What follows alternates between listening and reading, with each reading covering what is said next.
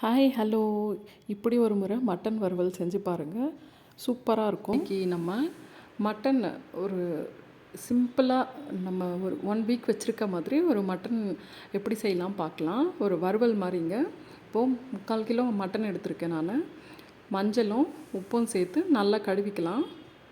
Mutton பெரிய பீஸாக இருந்தால் சின்ன பீசஸாக கட் பண்ணிக்கோங்க.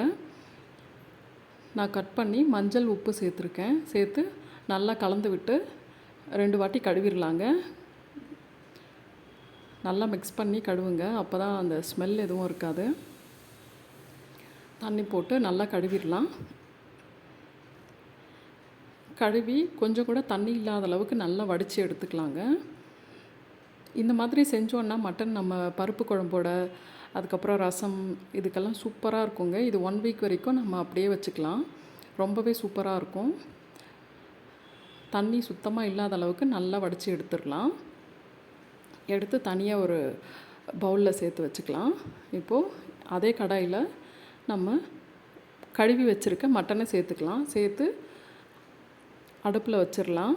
அடுப்பில் சிம்மில் வைக்கணுங்க. இது கூட தண்ணி எதுவுமே சேர்க்கக்கூடாது.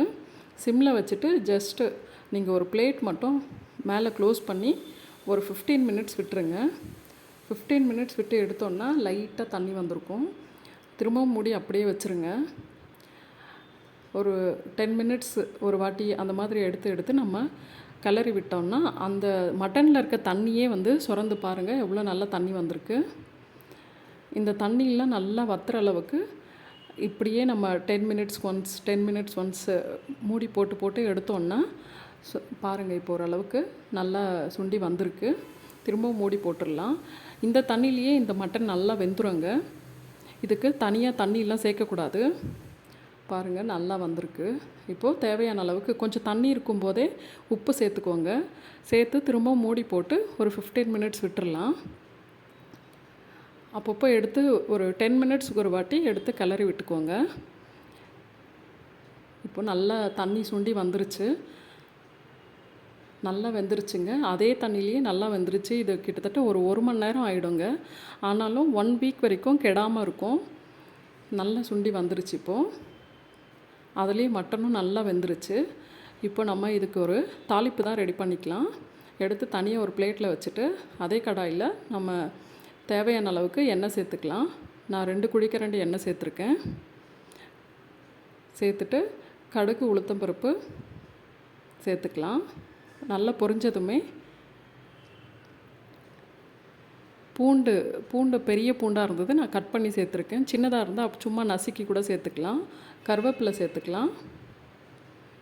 சேர்த்து நல்லா வதக்கிக்கோங்க. பூண்டு கொஞ்சம் கலர் மாறுற அளவுக்கு வதக்கிடலாம்.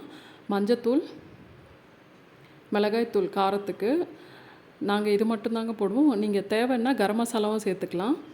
இப்போது நம்ம வேக வச்சுருக்க மட்டனை இதோடு சேர்த்து நல்லா கலந்து விட்டுறலாம். அந்த காரம் அதுக்கு படுற மாதிரி நல்லா கலந்து விட்டுறலாம். கலந்துட்டு திரும்பவும் ஒரு 10 மினிட்ஸ் மூடி போட்டு விட்டுறலாம்.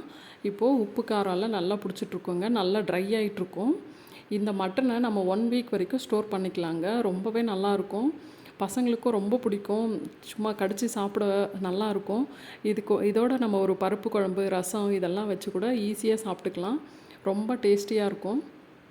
இது 1 வீக் வரைக்கும் கெடவே கெடாது. நம்ம இதில் தண்ணி கூட சேர்க்கல இல்லைங்களா, அதனால 1 வீக் வரைக்கும் கெடாது. சூப்பராக இருக்கும். பாருங்கள் நல்லா வந்துருச்சு. நம்மளோட மட்டன் வறுவல் ரெடி ஆயிடுச்சு. நம்ம இதை ரசம் சாதத்தோட, தயிர் சாதத்துக்கு, இல்லை பருப்பு சாதத்துக்கு எல்லாத்துக்குமே யூஸ் பண்ணலாம். சூப்பராகவும் இருக்கும். இந்த நம்ம அடிக்கடி செய்ய முடியாதுன்றதால இது ஒரு வீக்லி ஒன்ஸ் செஞ்சு வச்சுட்டோன்னா நம்ம 1 வீக் வரைக்கும் நல்லா வச்சு யூஸ் பண்ணிக்கலாங்க. நல்லா இப்போ உப்பு காரெல்லாம் பிடிச்சிருச்சு. அடுப்பை ஆஃப் பண்ணிடலாம். இப்போ நம்ம சூடான சாதத்தோட பருப்பு குழம்பு வித் மட்டன் வறுவல் வச்சு சாப்பிட்டுக்கலாங்க. ரொம்பவே டேஸ்டியாக இருக்கும். நீங்களும் ட்ரை பண்ணி பாருங்கள். தேங்க்ஸ் ஃபார் வாட்சிங். Please like, share and subscribe.